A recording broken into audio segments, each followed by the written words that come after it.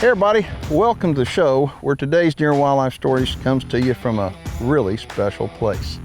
A year ago right now was living hell here, and the reason why is because Hurricane Harvey dumped 50 inches of rain on this deer farm.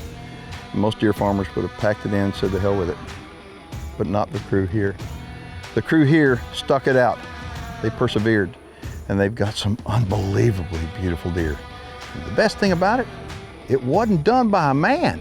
It was done by a woman, and we'll introduce you to her right now.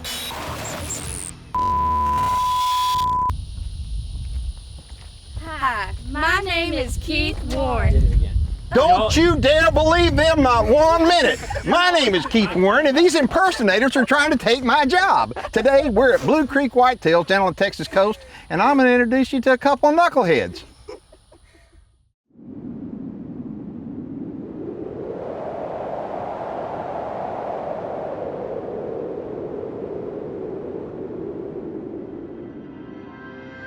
As a deer hunter, I want to know all I can about America's favorite big game animal. That's why I became a deer farmer. Without deer farms, we lose our greatest resource for research and whitetail management. With them, we gain more knowledge than ever before. Join me as we discover the truth about whitetails and meet those who work every day to preserve this great species for future generations. My name is Keith Warren, and this is Deer and Wildlife Stories.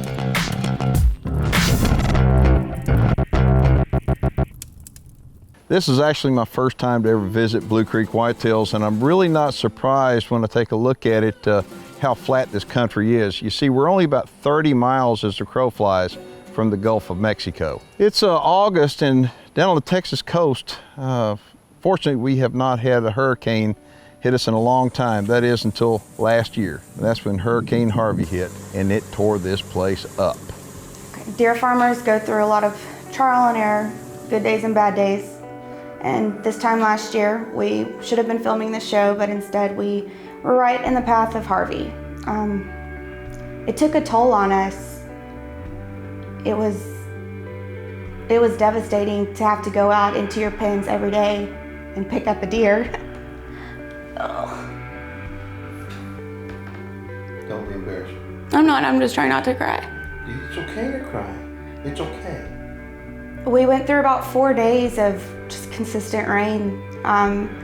Every now and then it would let up enough for us to get out there and put out some feed, but we knew we couldn't fully feed them because the feed would just get wet. Being in an industry like this is such a blessing. The amount of people we had come out, or even just call us and offer help or offer prayers, I think that's what helped push us through this whole process. We lost a lot of deer, but we never lost sight of our end goal, and that is to keep these deer alive and healthy as much as we can. And we tried really hard to do that, and we succeeded. We can't save everything, but we saved who we could. The first person I called, and I'd been talking to him every day, was Tim Condit.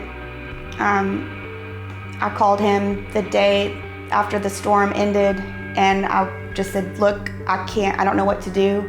I'm at a loss, can you come help me? And about 4 hours later, he showed up, and so did Madison Mitchner and his staff, and they stayed out here with us for about a week and helped us so much. We actually learned a lot from them in the process, and that was a blessing.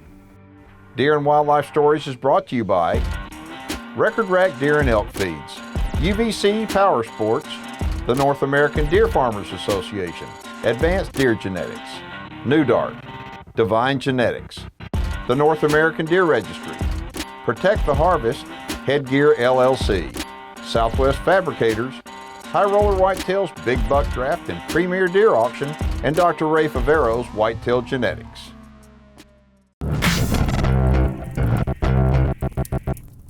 Viewer feedback is presented by Protect the Harvest, Protect the Hunt. All right, this one is from a viewer by the name of Janet. I really don't think that she's a viewer. And it's kind of long, but please listen to it. It came to me on Facebook. It says, hunters are habitual criminals in the eyes of God as they continue to commit crimes against nature. Animals have every right to live and enjoy a fully rewarding, healthy life as you do. Killing animals should be criminal, and I'm grateful to groups like the World Wildlife Fund for helping protect animals from hunters. I don't expect a reply or even an acknowledgement that I sent this, as your cold, brutal heart cares less for animals.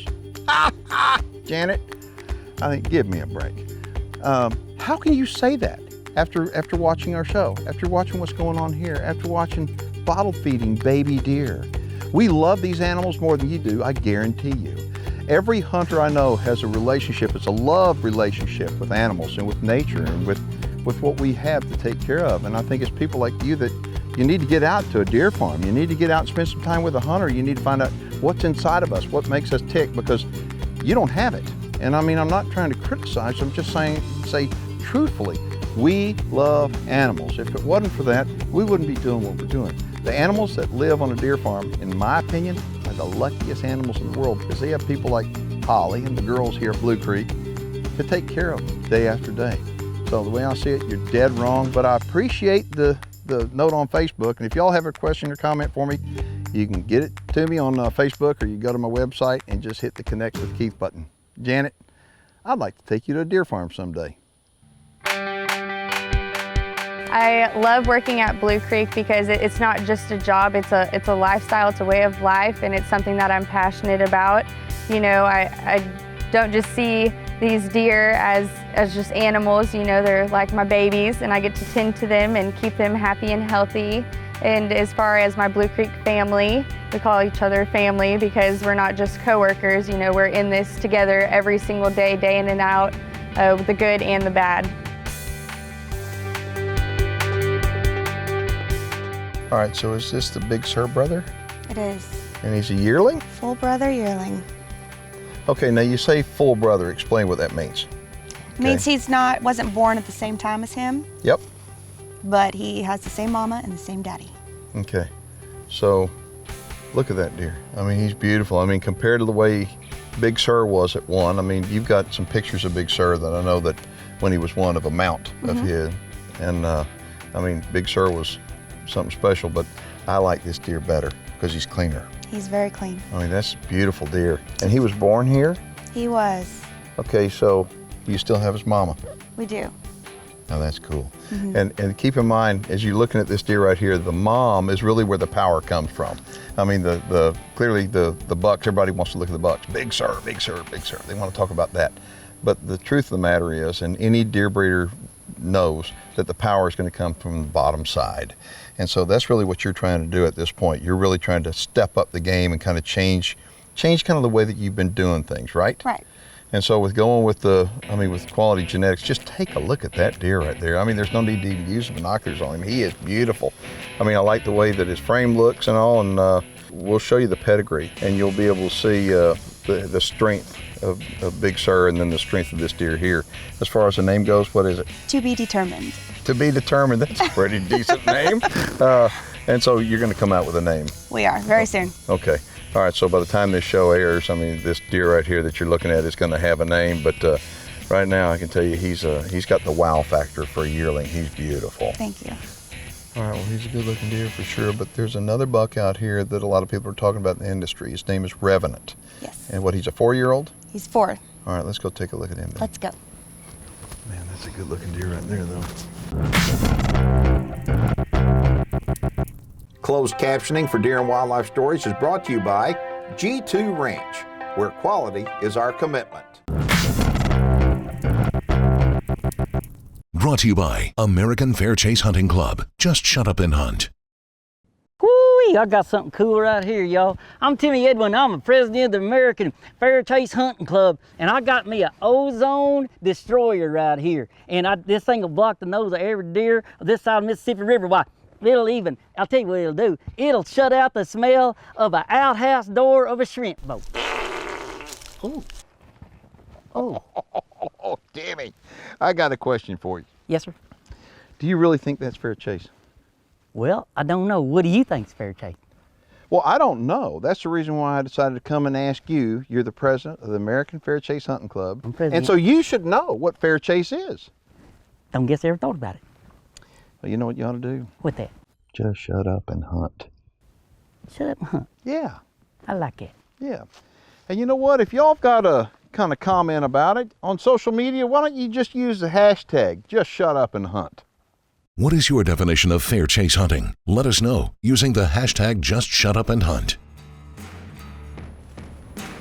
Yeah, that's the man right there. Look at him now. And how old is he? He's 4 this year. Okay, so tell me about him pedigree-wise. He is Kid Rock on Triple X's dam. Whew, that is strong. It is strong. And you bought him? We did. Okay, We bought him as a 2-year-old. okay. And so I'm assuming you've been using him to breed? We have. Or So this cover year, buck or what? yes, Okay, so you put him on some girls to finish them off just to make sure that they were bred. my very best girls. Okay, so let me ask you something. If somebody wanted to buy a deer, I know you sell adult deer, I know Right. that. But what about fawns? How do you feel about selling fawns? Because if you've got some fawns out of him or some fawns out of, you know, out of any of your deer, would you sell fawns? I'll gladly sell fawns, or we can keep them here. If you want to partner up on a fawn, we could do that too and house them here. What about partnering up on a bigger deer? Of course. An older deer. Of course, we love partnerships. Okay, so let me tell you about partnerships. Partnerships are a way to for a deer breeder like Holly to actually spread the risk out. Okay, and it's an opportunity for you as somebody that would buy in as a partner to buy in at a less expensive rate and be able to participate in the profits on a deer. And so what you've got deer like this right here. You got young guys. So you got the full brother to Big Sur. I mean, you got some great genetics out here that if you were interested in partnering up, what number they could reach you on?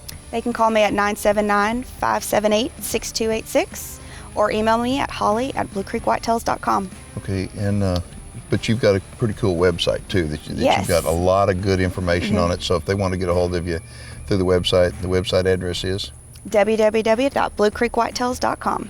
Okay, so he's a 4-year-old, and what are your plans for him? How long are you going to keep him, you think? As long as he lives. Really? Oh yeah. So see, you know, that's another thing I want to point out too. As a deer breeder, most of the deer on a deer farm do not stay on the deer farm the rest of their life. Only the special deer, like that one right there. Now, tell everybody where these deer go. Well, they'll go to other breeders, or they'll go to stock other high fence ranches. That's pretty cool. Now, what I want to do, I know that you know, most deer farmers wind up, you know, everybody's got 1-year-olds, okay, and most of them are kind of reluctant about showing us their 1-year-olds, and there's a reason why. And when we get to the 1-year-old pen, I'm going to have Holly tell you why deer farmers are kind of reluctant to show you their 1-year-olds and really talk about them. But I kind of insisted because I think it's really important that you know. So let's head on out of here and take a look at some 1-year-olds. Sounds good. Okay, so how many yearlings do you have in here? About 40. Okay. Well, tell everybody, no, I'm going to tell everybody why it is that all these deer breeders are kind of reluctant to show you the yearlings. Every one of these 40 bucks, oh, there's a big one in there. There's one in there that I know is not a yearling, okay? We'll tell you about him in a minute, but let me finish this. Every deer breeder is concerned about the yearlings because it's like, you know, look at them. First off, all of them are phenomenal genetics. Every single one of them is phenomenal genetics, but some of them are bigger than others. And you think, why is that? The reason why is because the difference between 1 year of age and 2 years of age, tell them what happens. A lot of inches.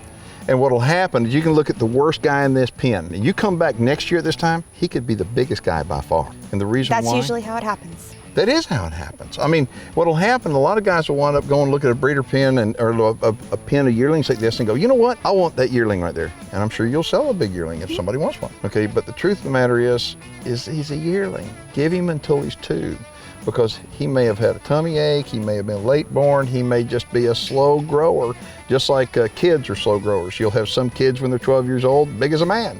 Other kids don't get big till they're 18 years old. Well, it's the same thing about a deer, but by the time he's 2, he's gonna tell you what he's gonna look like when he gets older. But I'm telling you right now, you've got some really nice yearlings, but tell me about that one. That could not be a yearling. No, he's a 2-year-old. Okay.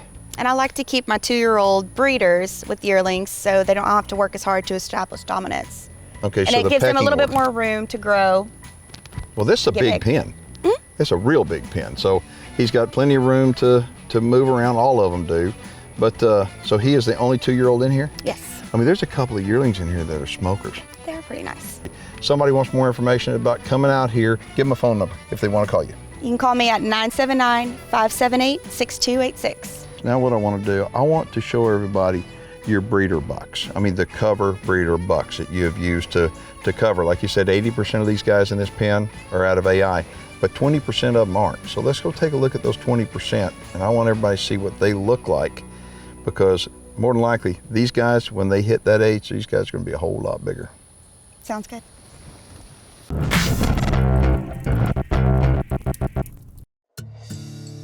If you're ready to get started in deer farming, go to deerandwildlifestories.com and click the Get Started Deer Farming tab.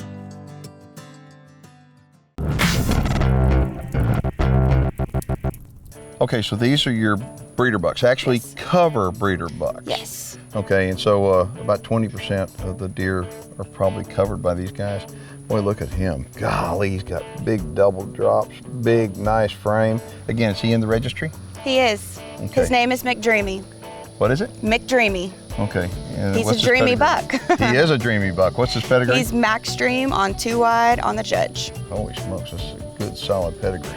Okay, let's go ahead and leave from here. I want to see your 3-year-olds. Let's go. Okay, now the 3-year-olds, folks, these 3-year-olds that we're going to see are what we call stalkers. Okay, now you tell everybody what a stalker is. Stalker basically just gets released out into a high fence ranch. And the reason for that is to improve the genetic quality on the ranch and to improve the value. Let's go look at them. All right, let's go. After you. So if you want to know what Holly does a lot of the day, it's this. Your call has been forwarded to an automatic voice message. She's Get on a lot the of phone. voicemails. Call Holly back. Here we go. Hey. Seriously, Hey, if you come want to know out to what pen a deer 28 breeder right now, both does of y'all, if y'all all can. day long, I mean, they're going to be in the pens, Bye. checking on deer and all, but they're going to do this. They're going to be on the telephone, because what happens is you've got people calling from all over the country. They're saying, tell me about this buck, tell me about that buck, tell me what you got. And let's make an appointment to come out and see you. Seriously, I mean, that's what deer farmers do. I mean, I don't care where you are. If you're a successful deer farmer, you're going to be on the telephone like that all the time. So turn your phone off and let's get this show on the road. It's off. It's gone. Okay, these right here are stalkers? Yes. Okay, take a look at that, folks. Stalker bucks. Okay, tell everybody how old they are and how many are in here and kind of what's going on with these guys. There are about 40 bucks in here, and they're all 3 years old. You know, these deer, if somebody has got a ranch, a high fence ranch in Texas, these deer could be moved immediately. Yes. At this point. I mean, Yes. people can call you and make a deal and say, look, I want that one, that one, that one. And some guys, I'm sure you've got some customers say, I'll take them all. Yeah. And how cool is that? It's pretty great. As you look at these, how many of these were born here? All of them. Every single one of them? Every single one. Okay, so as you look at these guys right here, I want to point something out. The does, the sisters to these guys right here, they're here too, right? Yes, they are. And so if somebody wanted to buy the sisters, I mean, if they want to stock the ranch, I mean, in all reality, I tell somebody, if you want to make a difference, if you got a high fence piece of property, you want to make a difference, yeah, you can buy a few deer and put it in there. But in reality, what you ought to do is, if you really want to make a big difference in your life, is to remove all of them.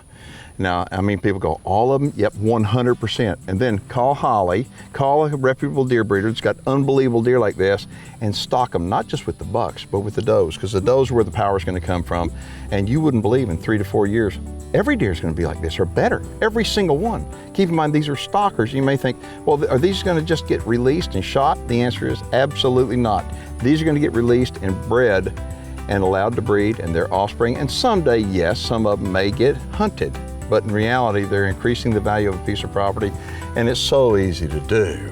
Absolutely. It really is. So if somebody wants to come out here and see your deer here at Blue Creek, give them a telephone number. You can call me at 979-578-6286. And when you come out here, I want you to see the dream team. I mean, these girls, I'm not kidding you, y'all really have got it going on. I mean, you've got a wonderful crew. I mean, they're driving down here right now, and these girls are like, I mean, they're on it every day, all day. I mean, I tell everybody, they're 8 days a week out here. I mean, they are tough. And so anyway, when it comes to coming out here and taking a look at some deer, you won't just meet Holly, but you're gonna meet the rest of the dream team right here at Blue Creek Whitetails.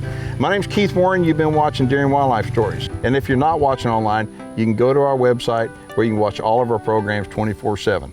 Thanks for watching.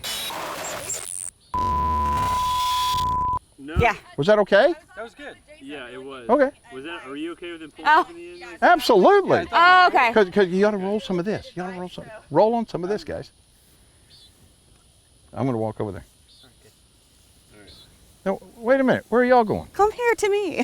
Come here. Come here. I told you I was done for the day. You're not done for the day. You're not done until you're not done. You're supposed to. You're not done. You're never done. Okay, you're a deer farmer. You're never done. Come here. Come here. Come here. Okay, these girls right here. This is the dream team right here at Blue Creek Whitetails, and I want you to give them a call because these are 3 tough girls, and if I ever got in a bar fight, I want them on my side, including this knucklehead right here. She may be small, but she's tough. Y'all are good. Thanks. Y'all are real good. This is a group hug. Group hug. What? Now what is this? Group hug. Okay. My name but I is want to Keith ask you a Warren. question. Yeah, my name is what? My name is Keith Warren. And my name is Keith Warren. So, there used to be an old TV show like that, but that was before y'all were born. So that's an old thing. Way back when. Way back when. So, I'm Keith Warren, and thanks for watching Deer and Wildlife Stories. I'm the luckiest guy in the world.